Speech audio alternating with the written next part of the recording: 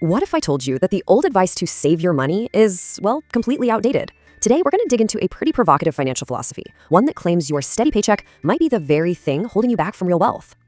I know, right? It's a question that kind of goes against everything we've ever been taught about money. But seriously, think about it. Is diligently saving your cash actually making you poorer in the long run? Now, this isn't just a random thought somebody had. It's actually the core of a whole philosophy that argues in today's economy, saving money is, and I quote, an obsolete idea. So what on earth is the logic behind a claim that bold? All right, so first up, we've got to get our heads around what this viewpoint calls the savings myth. We're going to look at why it argues that all that conventional wisdom, well, it might just be leading you down the wrong path. So the central argument is pretty simple, really. It's that the financial world has changed a lot. And those old rules we all heard growing up, work hard, get a good job, save your money, they just don't really work anymore. It's a whole new game out there, and that means we need a whole new playbook. Okay, so if saving is the myth, what's the actual problem? Well, this perspective points to two huge challenges that anyone trying to save money is up against. One's an external threat, and the other, well, that one's coming from inside the house. So that first problem, the external one, it's all about the massive creation of new money. I mean, when governments are printing trillions of dollars, it floods the system. And according to this philosophy, that's a direct attack on the value of every single dollar you've worked so hard to save. And look, this isn't just some abstract theory.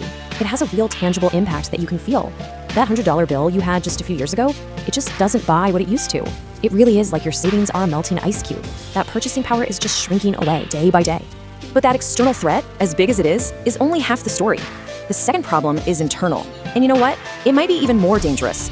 It's a psychological trap set by the one thing we all think we want, a steady paycheck.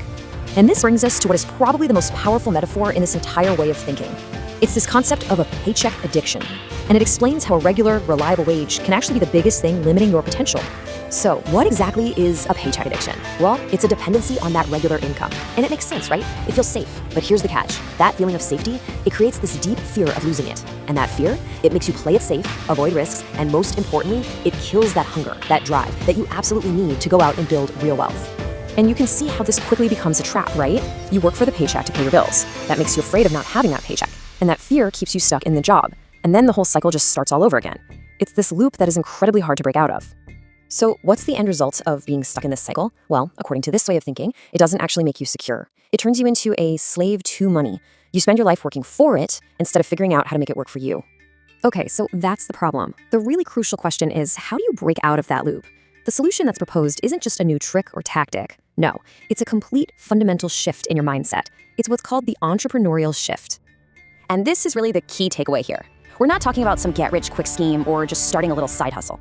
We're talking about fundamentally changing how you look at everything, work, risk, and what wealth even means.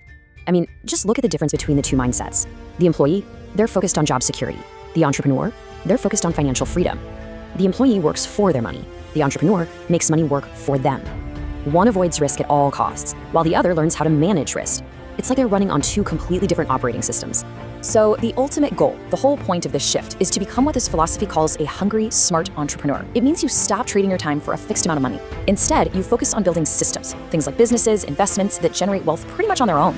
Okay, wow, we've covered a ton of ground here, haven't we? From money losing its value all the way to the psychology of the paycheck.